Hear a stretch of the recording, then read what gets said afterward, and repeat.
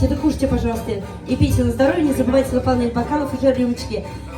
А я сейчас, дорогие друзья, хочу спеть для наших гостей из Тюмени. Если позволите, песню на татарском языке.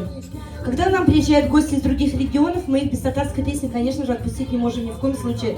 Поэтому, уважаемые свати, уважаемый Александр Александрович, а теперь уже Еленочка, эта песня посвящается всем гостям, ну, в первую очередь вам. Они и так нас слушают татарской песни, каждый день слушают.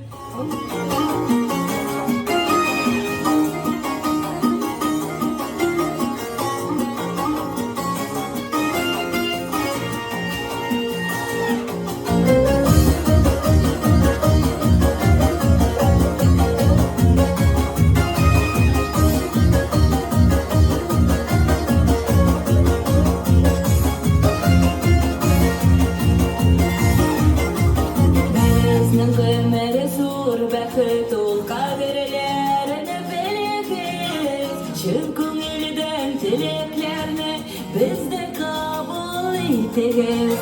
Bizning ömür zo'r baxtdul qadrlarini biliriz. Chin ko'ngildan tilaklarni biz de kabul ederiz.